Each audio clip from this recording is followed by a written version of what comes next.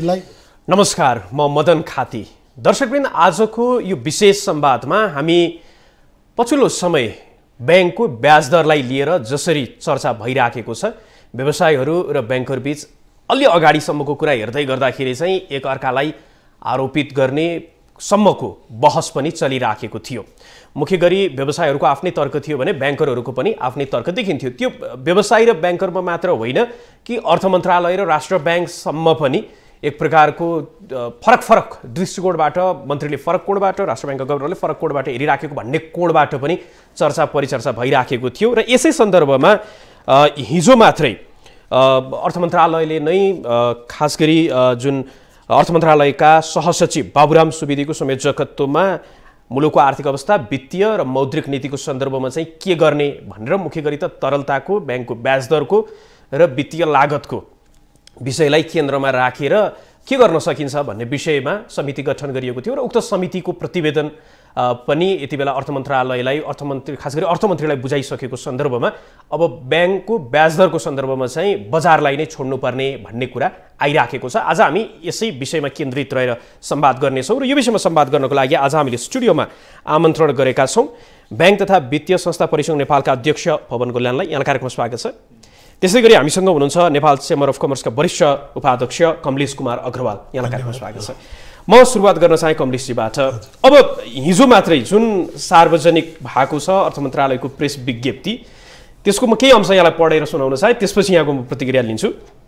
जस्तो समष्टिगत आर्थिक सुझावको रूपमा उसले दिएको, समष्टिगत आर्थिक स्थायित्व सहितको आर्थिक वृद्धिको लक्ष्य हासिल गर्न तरलता व्यवस्थापनको तत्कालीन, मध्यकालीन र दीर्घकालीन उपायहरू अवलम्बन गर्नुपर्ने, वर्तमान आर्थिक परिवेशमा मुद्रास्फीतिलाई 7% भित्र सीमित गर्ने लक्ष्य उपयुक्त नै देखिएकाले बैंक तथा वित्तीय संस्थाहरूमा कार्यकुशलता कायम गरी प्रतिस्पर्धामा आधारित ब्याज दर कायम गर्नुपर्ने भनेर सुझाव दिएको छ।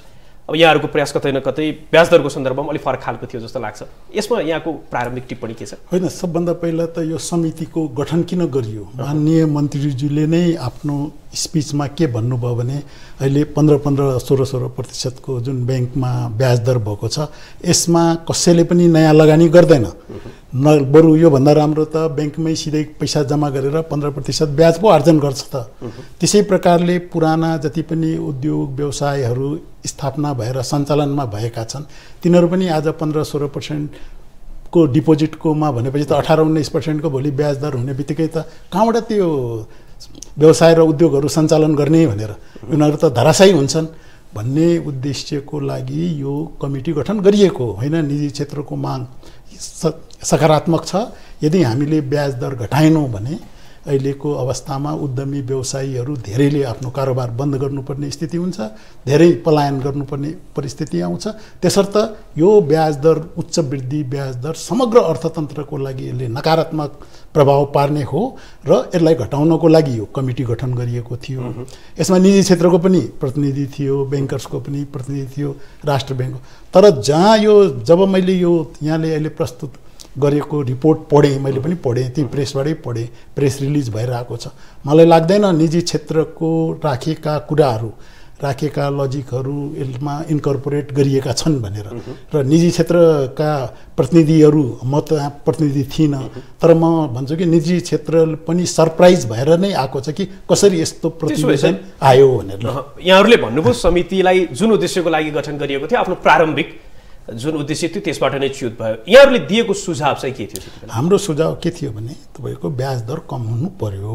अहिलेको ब्याज दरले अर्थतन्त्र सस्टेन गर्न सक्दैन, किनभने झन्डै 2.5 वर्षदेखि एउटा कोभिड-19 को प्रभावले समग्र यो निजी क्षेत्र नै अलिकति चिन्तित अवस्थाबाट गुज्रिरहेको।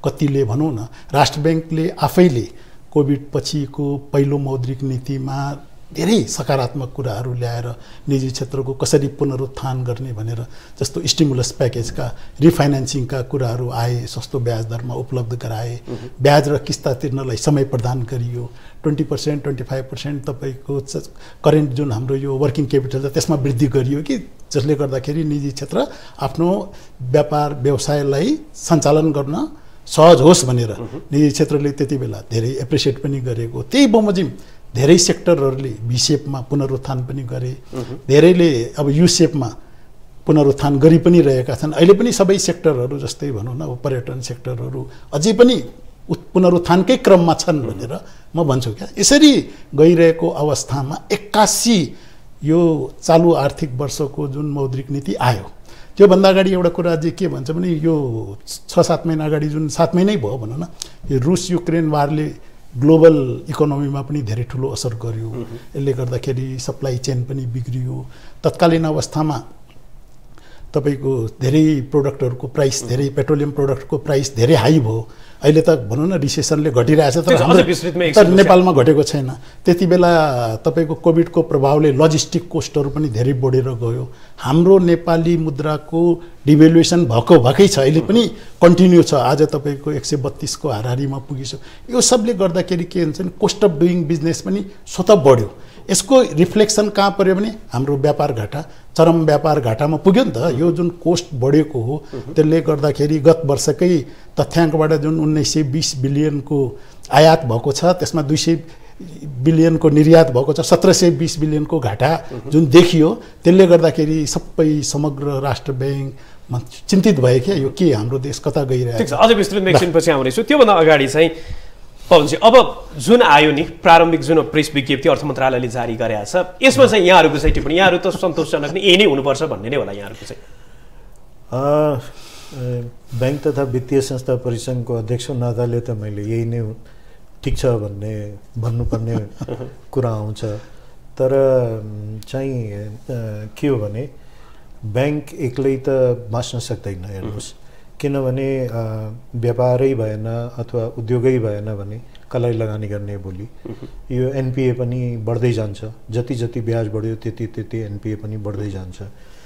त यो के हो भने हामीले के हेर्नु पर्यो भने नन पर्फर्मिङ एसेट भन्नाले बिग्रेको कर्जा भनौँ न त्यो बढ्दै जान्छ। त्यसको लागि हामीले हेर्नु के पर्यो भने हाम्रो कन्ट्रीलाई सस्टेनेबल बिजनेस के हुन सक्छ त। यो सस्टेनेबल जबसम्म हामी त्यतातिरबाट सोच्दैनौँ नि तबसम्म यसको समस्याको समाधान हुँदैन। त्यो भन्नुको मतलब के हो भने हाम्रो चाहिँ कोर कम्पिटेन्स या भनौँ न हाम्रो जुन एडभान्टेजको जुन क्षेत्र छ त्यसमा चाहिँ लगानी चाहिँ हुनुपर्छ भन्ने चाहिँ हाम्रो भनाइ सुरुदेखि नै रह्यो। यो मोनेटरी पोलिसी आउनुभन्दा पहिलेदेखि नै रह्यो। जसमध्ये एउटा त कृषि नै हो। त्यसपछि चाहिँ अब अहिलेको बेलामा एनर्जी पनि भयो हाइड्रो पावर किनभने इन्डियाले किनिरहेको छ त्यो विदेशी मुद्रा आउने हो त्यसले चाहिँ व्यापार घाटा पनि घटाउँछ त्यो अर्को भयो। त्यसपछि आयात प्रतिस्थापन र चाहिँ निर्यात प्रवर्धनका उद्योगहरू र टुरिज्मलाई मैले लास्टमा किन राखेँ भने अहिले बिस्तारै अहिले जुन अहिले कमलेशजीले पनि भन्नुभयो बिस्तारै अहिले अब यो चाहिँ अहिले यु सेपमा चाहिँ बिस्तारै अब बामा सर्दैछ भनौँ। त यो सेक्टरहरूमा लगानी कति छ त? नेपालको टोटल लगानी अहिले ब्याङ्किङ सेक्टरको लगानी 28% जतिको छ भन्नको लागि 42 होला। तर हामीले यसो केलाएर हेर्दाखेरि 28-30% भन्दा बढी छैन। त यो 30%लाई चाहिँ टेवा दिनुपर्छ भन्ने हिसाबको चाहिँ मेरो हिसाबमा चाहिँ पर्सनली पवन गोल्यानको भ्यू हो। यो मैले आधिकारिक हिसाबमा बोले होइन। यो 30% जुन लगानी छ यसलाई चाहिँ टेवा दिनको लागि र यसलाई बढाएर 40 मा लैजानको लागि चाहिँ ब्याज दर यसमा घटाएर जुन आयात हुने कुराहरू छन् जुन अनप्रोडक्टिभ सेक्टर भनिन्छ या नन प्रोडक्टिभ सेक्टर भनिन्छ त्यस्तोमा चाहिँ लगानी निरुत्साहित गर्नको लागि त्यसमा ब्याज बढाउनु पर्थ्यो। तर अहिले जुन सुझाव दियो नि समितिले त्यसमा त त्यसरी निर्देशनात्मक तरिकाले अथवा यो यहाँले जुन भन्नुभयो 30% मा चाहिँ ब्याज दरलाई कायम गर्ने र अन्यमा भन्ने त त्यस्तो त छैन। यो त पुरै बजारलाई नै छोडिदिएको जस्तो। यो होइन बजारलाई छोडिदिएको भन्नाले के हुन्छ भने ब्याङ्कहरू बिचकै ब्याङ्कहरूले पनि त आफ्नो फाइदा खोज्छ नि त यो ब्याङ्कले फाइदा खोज्ने नै भयो किनभने लगानी त ब्याङ्कको यो हामी जस्तोको मात्रै त होइन नि त। आखिरमा यो कुरा त बारम्बार उठ्छ पब्लिकै लगानी हो। अहिले इन्ट्रेस्टै 14% 15% त डिपोजिटमा नै ब्याज भइसक्यो भने त्यसपछि कसरी कममा दिने भन्ने कुरा पनि तर्क हुनसक्छ। त त्यसको लागि त राष्ट्र ब्याङ्क अथवा अर्थ मन्त्रालयले एउटा नीति ल्याउनु पर्यो कि ल ठिक छ यतापट्टि हामी 2 देखि 4% को फरक हुनुपर्छ भनेर त बारम्बार सिबिपिनले ब्याङ्क तथा वित्तीय संस्था परिसङ्घले लेखेरै दिएको छ। राष्ट्र ब्याङ्कलाई सुझावै दिएको छ। कि यो चाहिँ प्रोडक्टिभ सेक्टर र अनप्रोडक्टिभ सेक्टरमा 4% को ब्याज फरक हुनुपर्छ। त्यो भयो भने सबैलाई विन विन सिचुएसन हुन्छ। हो अहिले ठुलो स्वर चर्को स्वर भनेको चाहिँ इम्पोर्टर्सहरूकै छ, किनभने उनीहरूले नै बढी लोन लिएको छ। त्यसैले यो चाहिँ सबैलाई जोडेर हेर्दाखेरि यो चाहिँ न्यायसङ्गत देखिएको छैन। जुन लक्षित वर्ग छ त्यसले सस्तोमा पाउनुपर्छ भन्ने, म पनि उद्यमी हो, मैले त दुईटै जुत्ता लगाएको छु, म उद्यमी पनि हो, कृषिकर्मी पनि हो, मैले बुझेको छु, त्यसको मर्म बुझेको छु। अरू जुन यस्ता इन्फ्रास्ट्रक्चरका सेक्टर छन्, अब हाइड्रोमा लगानी भयो या टुरिज्ममा लगानी भयो, तिनीहरूमा चाहिँ ब्याज कम हुनैपर्छ। यो 14-15% को ब्याज सस्टेनेबल हुँदैन भन्ने कुरामा बिमत छैन। त्यसैले यसको सोलुसन आउनु पर्थ्यो। अब अहिले नआए पनि अगाडि पछाडि आउनै पर्छ। यसको लागि सोलुसन नल्याइकन हामी चाहिँ फेरि पनि यसले चाहिँ के हुन्छ भने भएका उद्योगहरू विस्थापित हुन्छन्, झन् हामी आयातमा झन् परनिर्भर हुन्छौँ। तर यहाँहरूको प्रतिनिधि पनि त्यहाँ रहेको राष्ट्र ब्याङ्कको उहाँले भन्नुभयो होइन, अब प्राइभेट सेक्टरको कसैको पनि सुनिएन जस्तो लाग्यो नि त हाम्रो प्राइभेट अब यसो छ नि, हामीले सोच्दाखेरि अलि माथिबाट सोच्छौँ। ब्याङ्क तथा वित्तीय संस्था परिसङ्घले सोच्दाखेरि हामीले त सबै सेक्टरको विन विन सिचुएसन होस् भन्ने हिसाबमा सोच्छौँ। तर शुद्ध ब्याङ्करले त आफ्नो ब्याङ्कलाई कसरी जोगाउने भन्ने कुरा मात्रै सोध्छन्, त उसको दायरा त फराकिलो हुँदैन त्यतिको। त त्यो हिसाबले चाहिँ उहाँहरूले लिएको डिसिजन गलत हो भनेर त मैले भनिराखेको छैन। त्यो उहाँहरूले भनेको तर्क दिएको कुराहरू ब्याङ्क जोगाउनको लागि आज ब्याज घटायो र त्यसको चाहिँ सबै भार ब्याङ्कै टाउकोमा हालिदियो भने त ब्याङ्क धराशायी हुन्छ। ब्याङ्क धराशायी भयो भने त त्यो पनि त राम्रो सिचुएसन भएन। त यसको लागि त एउटा मेकानिजम बनाएर सरकारले नै ल्याउनुपर्छ र राष्ट्र ब्याङ्कले नै पहल गर्नुपर्छ, नगरिकन यो हुनेवाला छैन। जस्तो उहाँले पनि अगाडि केही रूपमा सङ्केत गर्नुभयो, समितिलाई जुन कार्यादेश थियो अथवा जे विषयको लागि समिति गठन गरेका थियो त्यसबाट च्युत्यो भन्ने तर्क उहाँले गरिराख्दाखेरि असोज 1 गतेदेखि भद्र सहमति ब्याङ्करसँग ब्याज दरको विषयलाई लिएर भएको, त्यसको उल्लङ्घनपछि चाहिँ समिति गठन गरिएको। अहिले समितिले जे सुझाव दियो त्यसो भए त अब समस्याहरू जे उठाएर उद्योगी व्यवसायहरूले हिजोको दिनमा विरोध गरिराख्नु भएको त्यो त यथावत रहने भयो। अब यसको जवाब त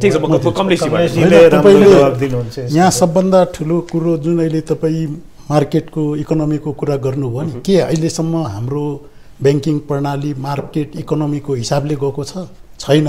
तपाईँको जहिले पनि ब्याङ्कर्स एसोसिएसन उहाँहरूको ब्याङ्क तथा सिबिफिनलाई म भन्दिनँ, भद्र सहमति गरेर डिपोजिटमा चाहिँ कार्टेलिङ गर्ने, लोन चाहिँ जथाभावी आफ्नो प्रिमियम चार्ज गर्ने भनेर हिसाबले जुन गइरहेछ, के त्यो मार्केट इकोनोमीको हो? नम्बर 1। नम्बर 2, 81 यो ब्याज दर किन वृद्धि भयो? राष्ट्र ब्याङ्कको सङ्कुचित नीतिहरूले पनि भयो। राष्ट्र ब्याङ्क धेरै डरायो नेपालको अवस्था हेरेर, त्यति डराउनु पर्ने अवस्था थिएन। हेर्नुहोस्, जस्तो तपाईँको यो आर्थिक वर्षको मौद्रिक नीतिमा 2-3टा कुराहरू। एउटा त ब्याङ्क रेट, 6 महिनाभित्रमा जुन 5% को ब्याङ्क रेट थियो, आषाढ मसान्तको क्वार्टरमा 2% वृद्धि गरियो, 5 को 7 गरियो। त्यसपछि अस्ति श्रावणमा जुन मौद्रिक नीति आयो त्यसमा 1.5 गरियो। 3.5% 5बाट बढेर एकैचोटि 8.5 गर्नु भनेको नेपालको तपाईँले एनालाइसिस गर्नुभयो भने विश्वमा 5वटा यस्तो राष्ट्र पर्छ जसले यति फास्ट यति ह्युज एमाउन्टमा ब्याङ्क दर बढाएको छ। आज तपाईँ भारतको पनि हेर्नुहोस् न, बिस्तारै क्वार्टरली 0.50 कहिले 0.25 बढाउँदै पो अलिकति तपाईँको यो इन्फ्लेसन कन्ट्रोल गर्ने भनेर लागिरहेको हुन्छ तपाईँको। आज अमेरिकामा 0.50 बढाउँदाखेरि त भारतबाट सबै पैसा अमेरिकातिर फ्लो भयो नि त, किनभने अमेरिकामा अहिले 3.5% को जुन फेडरल रिजर्भ ब्याङ्कले इन्ट्रेस्ट दियो, डलर जस्तो चिजमा 3.5% को इन्ट्रेस्ट रेट पाउनु भनेको त सबैभन्दा ठुलो उपलब्धि। भारतबाट त लगानी पलायन भयो भने हाम्रो नेपालमा यसरी 81 जुन हिसाबले इन्ट्रेस्ट रेट बढाइरहेछ तपाईँको, त्यसको प्रभाव त आउने नै भयो। दुईटा चिज एकदम जरुरी छ अर्थतन्त्र विस्तारको लागि। एउटा त फिस्कल पोलिसी र मोनेटरी पोलिसीको बिचमा कोरिलेसन हुनु पर्यो। म यो कुरा यहाँ राख्छु।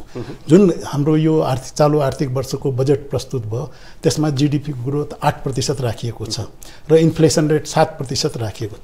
कुनै पनि संसारमा तपाईँले हेर्नु पर्यो भने मोनेटरी पोलिसी को काम के हुन्छ फिस्कल पोलिसीलाई सहजता प्रदान गर्ने एक आपसमा त्यसमा प्लानिङ कमिसनको पनि ठुलो रोल हुन्छ यो तीनटै एन्टिटिजले अर्थतन्त्रको भावी दिशा निर्धारण तर यहाँ त्यस्तो भएको पाइएन फिस्कल पोलिसीले त व्यापारीहरूलाई उक्साइदियो भन्छु म तपाईको ओहो अब 8% को त सरकारले नै जीडीपी हामीले त धेरै लगानी गर्नु पर्यो नयाँ प्रोजेक्ट ल्याउनु पर्यो भनेर फिस्कल पोलिसीले सबै व्यापारीहरूलाई अगाडि एग्रेसिभली सारिदियो यता मौद्रिक नीतिले चाहिँ ओहो होइन कर्जा विस्तार गत वर्षमा 19% भएको छ त्यसलाई पनि घटाएर 12.6 मा मनी सर्कुलेसनलाई 18% बाट 12% बाट बैंक दरको अघि हामीले कुरा गरिहाल्यौँ यसरी गरेर संकुचित पारियो क्या तपाईको यसले गर्दाखेरि के भयो भने नयाँ प्रोजेक्टहरू कति आउने क्रममा थिए कति ठप्पै भए पुराना प्रोजेक्टहरू पनि अब सञ्चालन गर्ने अवस्था भएन अहिले पवनजीले भन्नुभएको कुरा एकदम ठिक हो अब भोलि जताबाट पनि के छ भनेको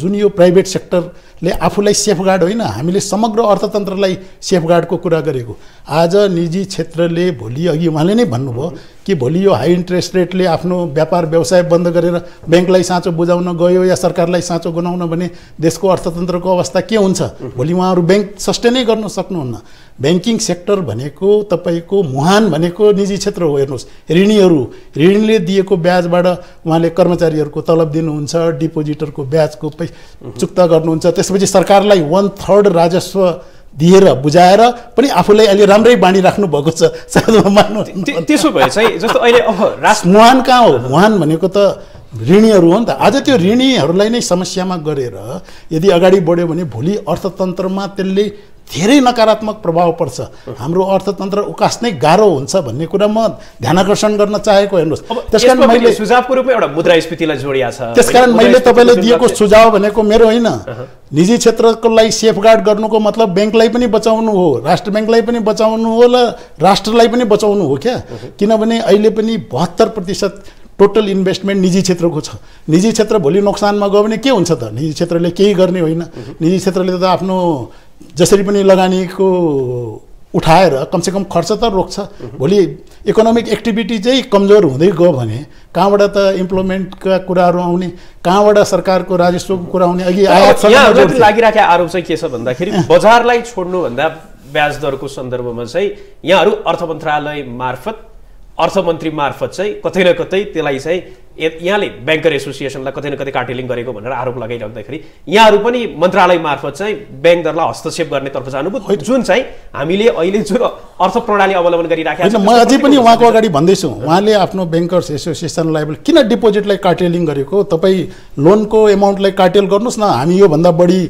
यो ब्याज दर लागू गर्दैनौँ डिपोजिट त आफ्नो ब्याङ्कको इफिसियन्सीको हिसाबले खर्च कम गरेर जसले हाई रेटमा लिन्छ उसले बढी लिन्छ तपाईँ उल्टो रिभर्स बाटोबाट गएको भए सायद यो अवस्था आउँदैन थियो होला कि भनेर पनि म भन्छु यहाँ उहाँलाई पवनजी के हो उहाँले अहिले मात्र होइन निकै अगाडिदेखि नै 1-2 वर्ष अगाडिको इन्टरभ्यूहरू हेर्दै गर्दाखेरि पनि ब्याङ्करहरूले चाहिँ एक प्रकारको कार्टेलिङ छ निक्षेपमा चाहिँ कति ब्याज दर दिने भन्ने कुरामा चाहिँ कार्टेलिङ गर्ने भन्ने कुरा चाहिँ उहाँले उठाइराख्नु भएको छ स्थिति के हो यथार्थ के हो हेर्नुहोस् त्यो कार्टेलिङ नगरेको भए अहिले डिपोजिटकै रेट 18% पुग्थ्यो कमलेशजीले आफैले भन्नुभयो कि इन्डियामा त्यो युएसले आफ्नो फेडको रेट बढायो त्यसले गर्दाखेरि इन्डियाबाट डिपोजिट हरायो होइन विदेश गयो नेपालमा पनि डिपोजिटको रेट बढेन भने विदेश जान्छ नि या पलायन हुन्छ नि अरू ठाउँमा लाग्छ यो तपाईको 100 महाजनहरू भनौँ या अरूतिर चाहिँ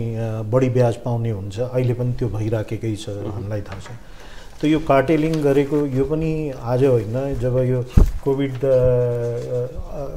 लाग्ने बेलामा यो कार्टेलिङ गराउने त्यो बेलामा अर्थ मन्त्रालयले नै लिड लिएको हो राष्ट्र ब्याङ्कले नै लिड लिएको हेर्नुहोस् त्यो नगरेको भए आज अर्थतन्त्र अझ धराशायी हुन्थ्यो त्यसैले यसलाई चाहिँ एक किसिमको गरे हो अब उहाँले अर्को ह्याट लगाउनुहुन्छ अनि त्यसपछि भन्नुहुन्छ कि इन्स्टिट्युसनमा चाहिँ अलग ब्याज दिन मिलेन भनेर पनि भन्नुहुन्छ होइन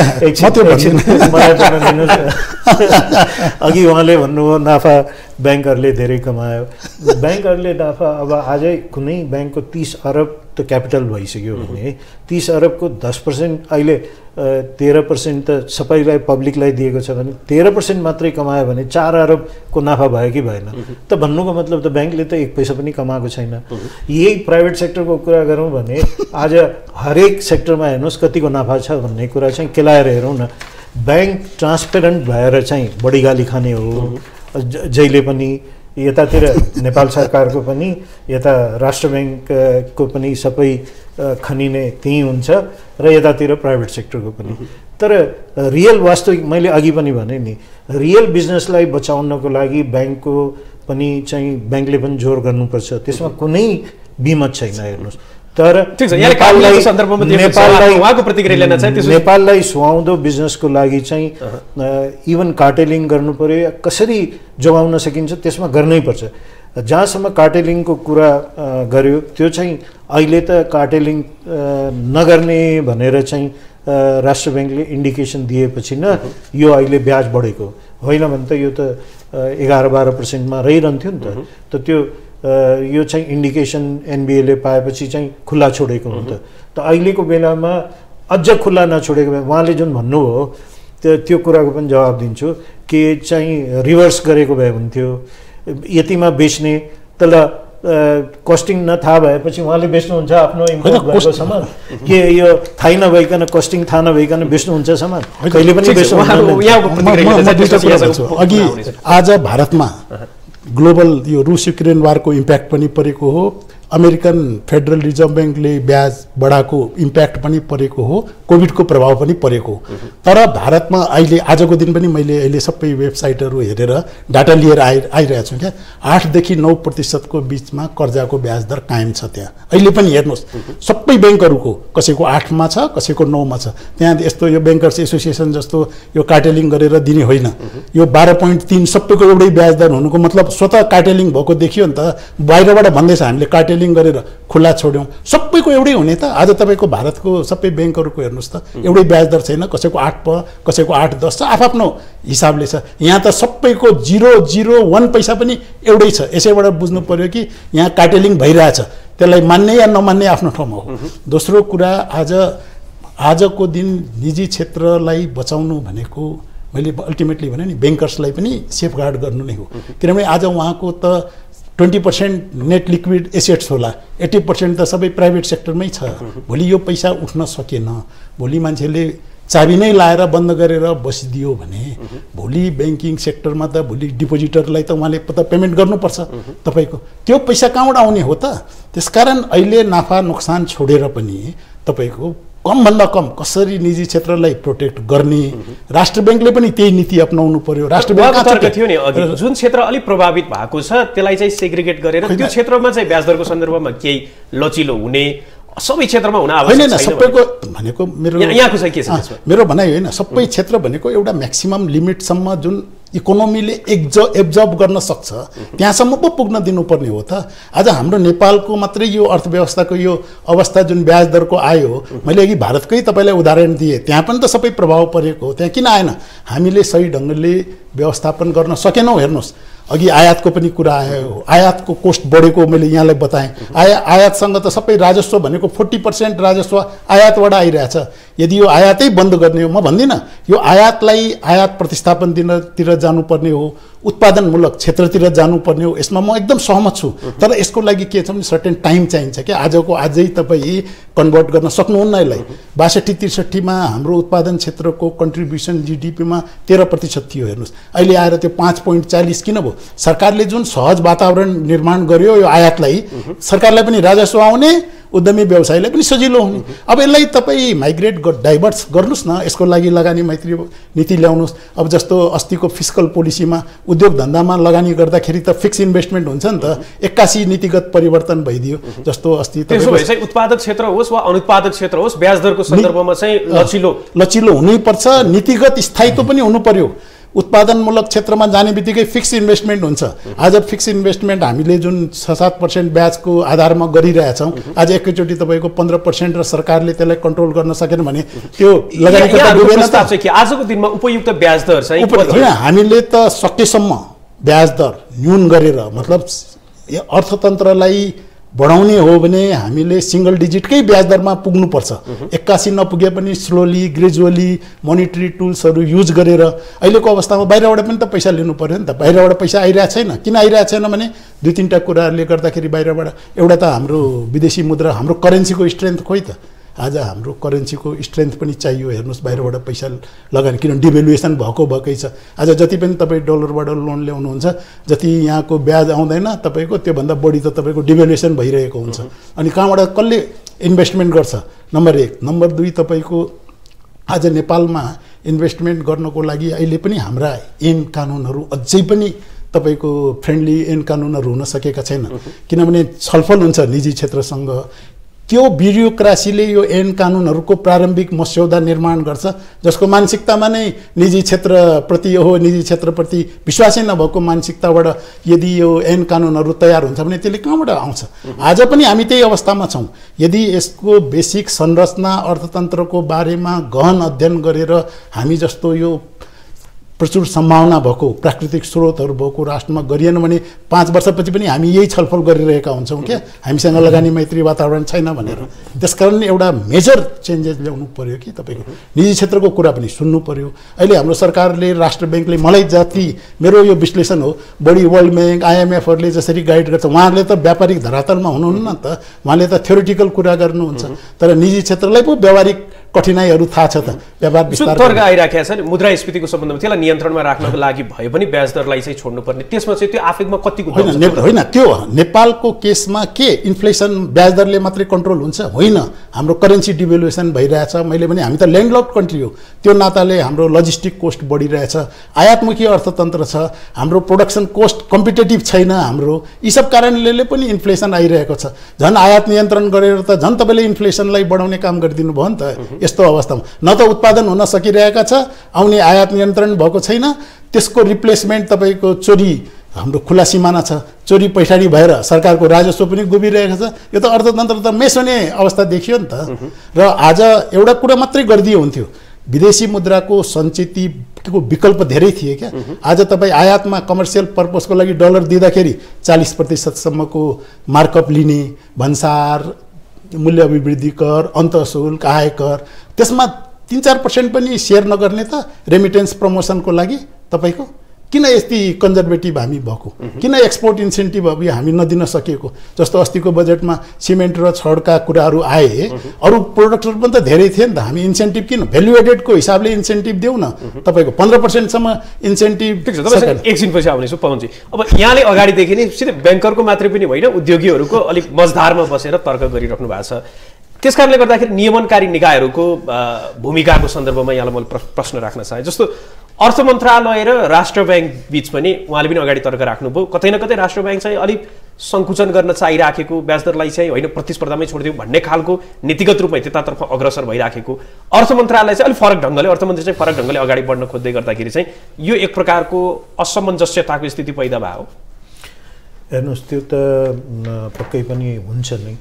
त्यो जहाँ पनि हुन्छ यो नयाँ कुरा होइन। किनभने अर्थ मन्त्रालयको टार्गेट चाहिँ सबै समग्र रूपमा चाहिँ इकोनोमीलाई ड्राइभ गर्ने हो। त राष्ट्र ब्याङ्कले चाहिँ अब यो ब्यालेन्स अफ पेमेन्ट खास गरिकन विदेशी मुद्राको सञ्चिति हेरेर चाहिँ नीति बनाउनु पर्ने हुन्छ। त्यसैले आफ्नो आफ्नो ठाउँमा दुवैजना गलत छन् भनेर भन्न मिलेन। एकदम दुवैजना ठिक छन्। तर समग्र रूपमा गर्नुपर्ने कुरामा चाहिँ एक ठाउँमा गएर चाहिँ म्याच हुनुपर्ने कुरा मैले अघि पनि राखेको कुरा फेरि दोहोऱ्याउँछु कि हाम्रो देशलाई सुहाउँदो नीति जबसम्म हाम्रो जुन अहिलेको सोच छ नि त्यो अहिले कमलेशजीकै कुराबाट म कुरा लिन चाहन्छु। उहाँले अघि भन्नुभयो 14% थियो 14बाट घटेर 5.4मा घट्यो भनेर भन्नुभयो। यसको कारण के त? यसको कारण पक्कै पनि नेपाल सरकार त हुँदै हो किनभने आयातलाई सजिलो बनायो। तर अहिले पनि आयातलाई नै सजिलो बनाउने हो भने मैले अघि पनि भने 70% 72% जति लगानी ब्याङ्कको चाहिँ इम्पोर्टको लागि नै गएको छ भने त्यसलाई जबसम्म चेन्ज गर्दैनौँ हामी त्यसलाई जबसम्म महँगो बनाउँदैनौँ र यतातिर चाहिँ किनभने त्यसको हेरे हुन्छ नि त त्यसमा रिटर्न छ कि छैन कति बढेको छ, कति मुद्रास्फीतिले बढेको छ, कति यो युक्रेन वारले बढेको छ र त्यसबाहेक अरू नाफा कति बढेको छ इम्पोर्ट गर्नेहरूको चाहिँ त्यो चाहिँ केलाएर हेर्नु पर्यो नि त, सर्फेसमा कुरा गरेर भएन। त यो केलाएर हेर्दाखेरि किनभने ट्रान्सपेरेन्ट भएको भए त थाहा हुन्थ्यो, तपाईँहरूलाई पनि थाहा हुन्थ्यो। ब्याङ्कको त आन्ध्राबुढी सबै थाहा छ, तर अरू सेक्टरको थाहा छैन नि त। त त्यो चाहिँ एउटा ट्रान्सपेरेन्ट हुनु पर्यो एउटा कुरा। त्यसको लागि के हो भने 1 अरबभन्दा बढीको कम्पनी चाहिँ पब्लिक लिमिटेडमा आउनु पर्यो, पब्लिकमा आउनु पर्यो, एउटा कुरा। अर्को अब लगानी चाहिँ हामी तुरुन्तै गर्न सक्ने, आयात प्रतिस्थापन तुरुन्तै गर्न सक्ने त कृषिमा छ नि त। 4 खर्बको हामी इम्पोर्ट गरिरहेका छौँ, त्यसलाई गऱ्यो भने त त्यो त देशको चोखो पैसा बाँचिन्छ नि त। त्यसले जुन हाम्रो अहिले चाहिँ त्यो 2/3 जनता 60% भन्दा बढी त्यसमा आश्रित छन्, तिनीहरूलाई चाहिँ तिनीहरूको आयस्रोत पनि बढ्छ र त्यसले तुरुन्तै यो त 1 वर्षभित्रमा हुने काम हो नि त, यसलाई त धेरै केही चाहिँदैन। यसमा अब उहाँले अघि 40% को कुरा गर्नुभयो, कृषिमा सबभन्दा कम भन्सार छ, 5% मात्रै छ, प्रायमा 0 पनि धेरैमा छ। यो हामीलाई चाहिन्छ भनेर त किसानलाई चाहिँ 0% को प्रोटेक्सन दिने र यतातिर चाहिँ उद्योगको केही आइटमहरूमा 35% 40% को प्रोटेक्सन दियो भने कसरी सम्भव हुन्छ भन्नुहोस्? इम्पोर्ट नभए के हुन्छ? त यसको लागि हामीले देशलाई सुहाउँदो नीति जबसम्म ल्याइँदैन तर त्यसबाट चाहिँ पहिला त अर्थ मन्त्रालयले गर्नुपर्ने काम गरेन नि त। यो बजेटमा पनि अर्थमन्त्रीज्यूले आफैले भन्नुभएको थियो आउने बित्तिकै म त किसानको छोरा हो, मैले त यो जसरी भए पनि यो चाहिँ किसानलाई प्रोटेक्सन गर्छु भनेर भन्नुभयो। म आफै पनि किसान हो, तर गर्न सक्नु भएन। पहिलाका 2 जना अर्थमन्त्रीहरूले पनि त्यही भने। विष्णु पौडेलजी आउनुभयो, उहाँ आएपछि यहाँको सुझाव अथवा यहाँले देखिराखेका बाटो चाहिँ के, किनकि उहाँले पनि अगाडि तर्क गर्नुभयो तत्कालको लागि आजको दिनमा चाहिँ तत्कालको लागि हेर्नुहोस्, तत्कालको लागि हामीले गर्न सक्ने विकल्प चाहिँ देखिराखेका आयातको विकल्प बिस्तारै कम हुन्छ, त्यो कुरा। तर त्यसको लागि चाहिँ सबभन्दा पहिले गर्नुपर्ने काम के हो भने भन्सार बढाइदिनु पर्यो। जब मान्छेले महँगो कुरा किनेर यो रोक लगाउने गलत हो। यो चाहिँ यो आइटम बन्द, यो विलासिताको बन्द किन? मान्छेले तिरेर खान सक्छ भने खान दिउँ न। गाडी 2 करोडमा किनिराखेको छ भने 2 करोड 50 लाखमा किन्छ, कुन चाहिँ ठुलो कुरो भयो? सानो गाडीको मैले कुरा गरे होइन, ठुला गाडीहरूमा अझ ड्युटी बढाइदिउँ न। मोटरसाइकल अलिक बढी सिसीको मोटरसाइकल छ भने त्यसमा ड्युटी बढाइदिउँ। यो मोबाइल किन रोक्ने? 2 लाखको मैले बोकिरहेको छु, मैले 2.5 लाखमा किन्न सक्छु भने कि मैले किन्न पाउने? यो यसको ड्युटी बढाइदिउँ न। ड्युटी बढाएर भए पनि चाहिँ अब खुला सिमाना छ, स्मग्लिङ भएर आउँछ भने त्यो सरकारले रोक्नुपर्छ। हेर्नुहोस्, यत्रो चाहिँ सशस्त्र प्रहरी आर्मीलाई लगाएर भए पनि रोक्नु पर्यो। त्यसमा त कुनै पहिला बाबुराम भट्टराई चाहिँ अर्थमन्त्री हुँदाखेरि नरोकेको होइन, त्यो बेलामा ठ्याम्मै रोकिएको थियो नि त। उद्योग धन्दा सबै राम्रो चलेको थियो, त्यो बेलामा स्मग्लिङ भनेको 0 भएको थियो। अन्डर इन्भोइसिङलाई कम गर्नु पर्यो र तपाईँको एकातिर चाहिँ कृषिमा र त्यसपछि आयात प्रतिस्थापन जुन हुन सक्छ सबै कुरामा जानु हुँदैन। हामी कृषि प्रशोधन उद्योगहरूमा चाहिँ जानुपर्छ र अरू केही उद्योग जसले चाहिँ एक्सपोर्ट गर्न सक्छ त्यस्ता पहिचान गरेर पहिचान भइसकेको छ। हाम्रो यो कृषिसँग जोडिएका हाम्रा मौलिक उत्पादनहरूको डिमान्ड वर्ल्ड वाइड धेरै छ, तर त्यो यहाँ उत्पादन हुन किन सकेको छैन भने कहिले चाहिँ पुँजीको कमी, कहिले चाहिँ के भन्छ सिपको कमी र कहिले तकनिकको कमीले गर्दाखेरि हुन सकेको छैन। त यसले गर्दाखेरि यतातिर पो ध्यान दिनु पर्यो हामीले। हाम्रो जुन कोर स्ट्रेङ्थ छ, कोर कम्पिटेन्स छ, त्यतातिर दिएर हामी हरेक कुरा गर्न चाहन्छौँ भन्ने त हुँदैन नि त। ठिक छ, उहाँले उठाउनु भयो एउटा पारदर्शिताको प्रश्न पनि उहाँले उठाउनु भयो। ब्याङ्कहरू चाहिँ पारदर्शी छन्, अर्कोतर्फ चाहिँ त्यसमा चाहिँ प्रश्न गर्न सक्ने, आशंका गर्न सक्ने ठाउँ रह्यो भन्नुभयो। अर्को चाहिँ हामीले सरकार चाहिँ कतै न कतै अहिले पनि आयातलाई प्रतिस्थापन गर्नेतर्फ नीतिगत रूपमा भाषणमा भए पनि त्यसलाई चाहिँ वैधानिक रूपमा अगाडि अथवा नीतिगत रूपमा चाहिँ त्यो कुराहरूलाई स्पष्ट पार्नेमा अलि अस्पष्ट जस्तो देखियो भन्ने तर्क के छ यहाँ? एउटा कुरा स्पष्ट छ, लगानी कसरी हुन्छ, वाटर मेक्स इट्स आउन लेभल। सरकारले यसमा लगानी गर भनेर लगानी आउने पनि होइन, यसमा नआऊ भनेपछि रोकिने पनि होइन। हेर्नुहोस्, सरकारले वातावरणको निर्माण गर्ने तर्फ जतातिर ओह्रालो हुन्छ पानी उतै बग्छ। हेर्नुहोस्, चाहे त्यो आयातको क्षेत्र होस् या तपाईँको उत्पादनमूलक क्षेत्र होस् या आयात प्रतिस्थापनको क्षेत्र होस् या कृषि क्षेत्र होस्, हेर्नुहोस् जतातिर भाइबिलिटी हुन्छ व्यापारी आफै पुगिहाल्दो रहेछ कि तपाईँको यसमा शङ्का। जहाँसम्म कृषिको प्रश्न छ, कृषि भनेको हाम्रो झन्डै 65%, 1/3 27-28% जिडिपीमा कन्ट्रिब्युसनको क्षेत्र। आज त्यसलाई कसरी कम्पिटेटिभ बनाउने भन्ने कुरा जुन उहाँले राख्नुभयो त्यसमा म सहमत छु। हेर्नुहोस् किनभने फर्टाइल ल्यान्ड भएको ठाउँ हाम्रो यत्रो नदीको पानीहरू तपाईँको इरिगेसन, हामीभन्दा रिभर्स सिचुएसन इजरायलको छ। हेर्नुहोस् त्यहाँ तपाईँको डेजर्ट ल्यान्ड छ, हेर्नुहोस् त्यहाँ तपाईँको वेस्ट वाटरबाट इरिगेसन गर्छ भन्दा हामीभन्दा प्रोडक्टिभिटी त्यहाँको किन राम्रो छ? हामी कहाँ त तपाईँको 4-5 टाइम्स त यो प्रोडक्टिभिटी नै बढाउन सकिन्छ यदि सही ढङ्गले टेक्निकली यसलाई टेक्नोलोजी ल्याएर म्यानेज गर्यो भने। न त सरकारले टाइममा उन्नत बिउ बिजन दिएको हुन्छ, न मल खाँदै उपलब्ध हुन्छ, किसानहरू बिहानदेखि बेलुकासम्म रातभरि जागरण बसेर त एक बोरा मल प्राप्त गरेको हुँदैन। यस्तो अवस्थामा तुरन्तै कृषिमा ठुलो चेन्ज आउला र हाम्रो उत्पादन बढ्ला भनेर अवस्था म त देख्दिनँ हाम्रो सरकारको नीतिगत। अहिले भारतले गहुँ र चामलमा रोक लगाउने बित्तिकै यहाँ प्राइस बढ्यो किनभने उताबाट आउन रेस्ट्रिक्सन भयो नि त तपाईँको, अब चोरी पैठारी भइरहेको छ। त्यसकारण यस्तो अवस्थामा समग्र अर्थतन्त्रलाई एउटा लङ टर्म स्थायी नीति बनाएर हरेक क्षेत्र आफ्नो ठाउँमा इम्पोर्टेन्ट छ। एग्रिकल्चर पनि छ, हाम्रो पावर सेक्टर पनि इम्पोर्टेन्ट छ, बिस्तारै बिस्तारै हामी एक्सपोर्ट गर्न लागिरहेको छौँ। त्यो त हाम्रो आफ्नो प्रोडक्ट हो नि त। आज हामी कहाँ पावर सेक्टर अघिदेखि नै डेभलप भएको भए त अहिले हाम्रो यो ट्रेड डेफिसिट हुने थिएन। तेस्रो कुरा यो विदेशी मुद्राको सञ्चितको उहाँले गर्नुभयो। त्यो विदेशी मुद्राको सञ्चित भन्दा पनि अहिले हामीसँग भारतीय मुद्राको कमी छ। हाम्रो 65% कारोबार भारतसँग छ। हामीसँग इन्डियन करेन्सीको फ्लो हामीले आफै रोकिरहेका छौँ। टुरिस्टहरू आइरहेछ, हेर्नुहोस् यत्रो, उनीहरूलाई 500,000 का नोटहरू ल्याउन हाम्रा एयरपोर्टमै रोकिदिन्छन् तपाईँको। उनीहरूलाई त क्यारी गर्न सजिलो हुन्थ्यो नि, किन हामीले त्यतातिर इकोनोमिक डिप्लोमेसी लिएर भारतीय मुद्राको सफल यो ओसार पोसारलाई सहज गरेको। 2002 मा एउटा MOU साइन भएको थियो 25,000 सम्मको नगद ओसार पोसार। आज 2022 भइसक्यो, त्यो आज 2.5-3 लाख भयो भने त हामीसँग म भन्छु अहिलेको यो विदेशी मुद्राको सञ्चित 20-30% को जुन यो भारतीय मुद्राको कारणले भइरहेछ कि तपाईँको, यो भारतीय मुद्रा मात्रै कम्पेन्सेट गर्यो भने हामी कहाँ अहिले विदेशी मुद्राको सञ्चितमा कमी हुँदैन थियो र हुँदैन पनि तपाईँको।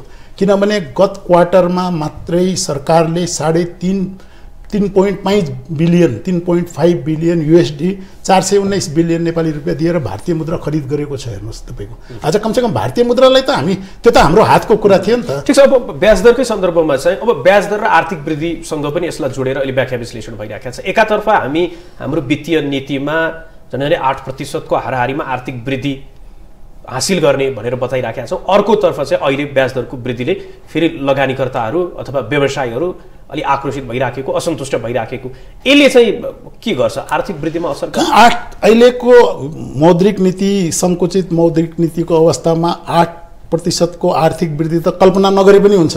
हिजो मात्रै एडिबीले पनि त फोरकास्ट गरेको छ 5% को हाराहारीमा। त्यो पनि भोलि पुग्न सक्छ सक्दैन भन्न सकिँदैन, किनभने ब्याज दर मात्रै होइन, राष्ट्र ब्याङ्कका अरू पनि धेरै सङ्कुचित नीतिहरू आइरहेछन्। अब जस्तो वर्किङ क्यापिटलमै एकैचोटि धेरै ठुलो कडाइ गर्ने भनेर कार्तिक 1 गतेदेखि कुरा आइरहेछ।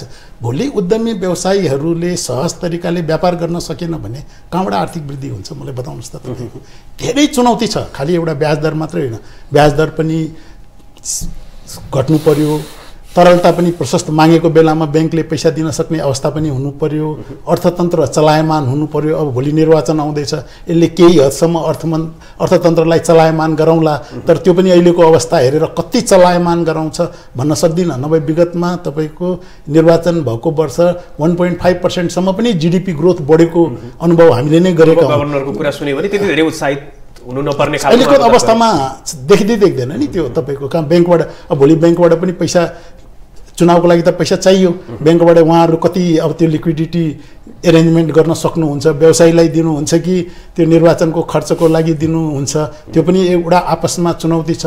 अहिलेको अवस्था कस्तो मैले देखेँ भने नि, हिजो मात्रै राष्ट्र ब्याङ्कले एउटा रिपोर्ट पब्लिस गरेको छ, जम्मा चलन चल्तीका नोट भनेर तपाईँको 593 बिलियन, 1 वर्ष 2 महिना अगाडि त्यो 713 बिलियन थियो। 125 बिलियन पैसा राष्ट्र ब्याङ्कको भोल्टमै जम्मा भयो। त्यो भनेको हाम्रो पुँजी, सरकारले जुन यो 30% को अघि हामीले कुरा गऱ्यौँ नि, पछि राजस्व त असुल गर्छ, खर्च गरेन भने त्यो त सरकारको डिपोजिटमा भल्टमा गएर त डिपोजिट बस्छ। त्यतातिर पनि धेरै ठुलो त्यहाँ देखिरहेछ, ग्याप देखिरहेछ। यस्तो अवस्थामा यो अहिलेको अर्थतन्त्र चुनौतीपूर्ण अवस्था हो। ठिक छ पवनजी, यहाँको चाहिँ के छ आर्थिक वृद्धि र अहिलेको ब्याज दरको सन्दर्भ, मौद्रिक नीति र वित्तीय नीतिको त्यो सामञ्जस्यताको सन्दर्भमा चाहिँ उहाँसँग होइन, उहाँले चाहिँ भन्नुभयो ठिक हो कि अलिक फरक खालको पनि होइन। यसो चाहिँ हेर्नुहोस्, आर्थिक वृद्धि भनेको सबै चाहिँ भाइटलहरू हाम्रो बडीमा पनि हामीले ब्लड टेस्ट गराउँदाखेरि सबै कुरा ठिक भयो भने हामी आई मिन स्वस्थ हुने हो नि त। त्यस्तै त हो अहिलेको स्थितिमा। यो आर्थिक वृद्धि दर भन्दा पनि हामीले हेर्नुपर्ने कुरा के छ भने अहिलेलाई कसरी हामीले कन्ट्रीलाई कसरी एक्सिडेन्टबाट कसरी जोगाउने र दिगो विकास कसरी गर्ने।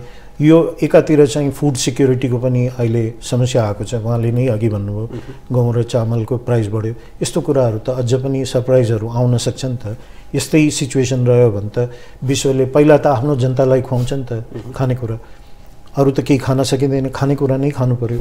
त्यसको लागि हामीले, मैले बारम्बार यो कुरा किन रिपिट गरिरहेको छु भने जबसम्म हामीले आफ्नो सोच बदलिँदैनौँ, सरकारले अघि उहाँले भन्नुभयो नि व्यापारीले अथवा उद्योगीले लगानी तब गर्छ जब त्यसमा फाइदा हुन्छ।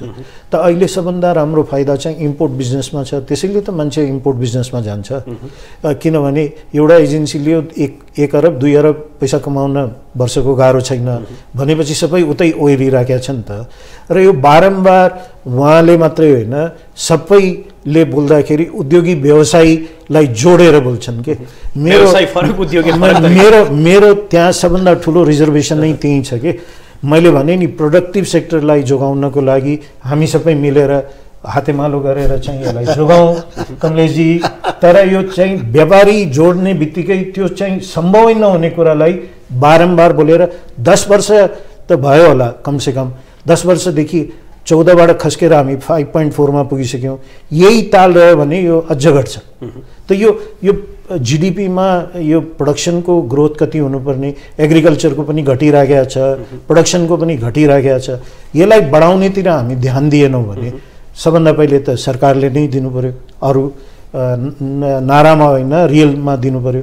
अब नयाँ चुनाव आउँछ, नयाँ गभर्मेन्ट आउँछ, के गर्छ हुन त अब अहिलेसम्मको यसो हेर्दाखेरि त खासै फरक पर्ला जस्तो मलाई त लाग्दैन। हेर्नुहोस्, पर्सनली सोध्नुहुन्छ भने त मेरो भनाइ त एउटै हो कि जबसम्म हामीले आफ्नो सोच बदलिँदैनौँ, हामीले यो सोच्नु पर्यो कि नेपालको लागि दिगो भविष्यको लागि सस्टेनेबल ग्रोथको लागि हामीले के गर्नुपर्छ त्यतातिर ध्यान दिएनौँ भने ब्याङ्किङलाई गाली गर्नुहोस्, व्यापारलाई गाली गर्नुहोस्, या उद्यमीलाई गाली गर्नुहोस्, या हामी पोलिटिसियनलाई गाली गरौँ या ब्युरोक्रेटलाई गाली गरौँ भनेर देश बन्नेवाला छैन। यस्तै चलिरहन्छ। यसको लागि हामी सबैले मिलेर सोच बदलिनुपर्छ। ठिक छ, म कार्यक्रमको लगभग अन्त्यतर्फ छु।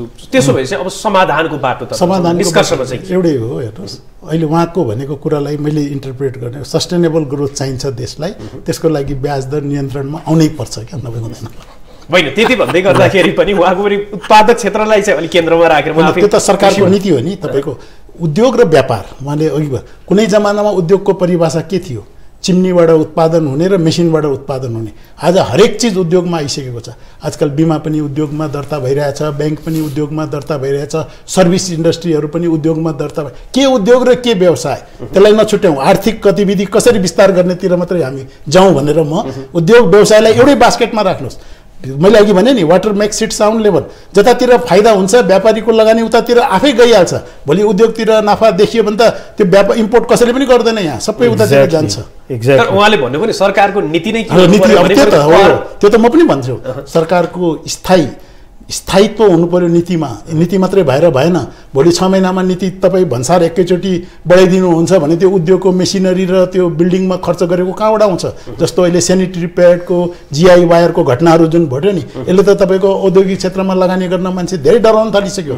तपाईँको ओहो कुन बेला सरकारले नीति बदलिदिने हो, हाम्रो पैसा त हो व्यापारमा सजिलो छ। भोलि उसले दाम बढायो भने हाम्रो जति बिक्छ अर्कोपल्ट नमगाउँला भनेर पैसामा हाम्रो क्यापिटल त सेफ हुन्छ नि। त्यसकारण सबै नीतिगत सुधार नभइकन यो यहाँले असहमति के देखियो भने यहाँ पनि कतै न कतै दुवैजनाको कुरा सुन्दै गर्दाखेरि आयात जसरी भइराखेको छ निर्यातलाई प्रवर्धन गर्नुपर्छ तर अहिले तत्काल के गर्ने भन्ने सन्दर्भमा चाहिँ अलिक फरक खालको होइन। तत्काल त नीतिगत सुधार गर्नु पर्यो नि पहिला। तत्काल भनेकै अहिले नीतिगत सुधार हो। आजै तपाईँको आयात प्रतिस्थापन हुँदैन। आयात प्रतिस्थापन उद्योगहरू लगाउन कमसेकम 2-3 वर्ष चाहिन्छ। त्यसको लागि आज त नीति निर्माण हुनु पर्यो। अहिले त्यो नीति निर्माणको क्रम धेरै टाढो छ भनेको क्या तपाईँको। अहिले अविलम्ब गर्नुपर्ने कुरा त यो हो। तपाईँ ओह्रालो त बनाउनुहोस् न लगानीको लागि। लगानी त आफै गइहाल्छ नि, तल पानी त गइहाल्छ। पहिला बाटो त बनाउनुहोस्। तपाईँको मेलम्ची बिचमा रोकियो नि त, मेलम्चीको पानी त आउन दिनुहोस्। समाधानको कार्यक्रमको अन्तिममा यहाँले देखेको समाधानको बाटो मेरो समाधान भनेको मैले अघिदेखि भनिराखेको कुरा नै म क्वान्टिफाई गरिदिन्छु। सबभन्दा पहिले त के हो भने तपाईँले चाहिँ आयात प्रतिस्थापन गर्नु छ।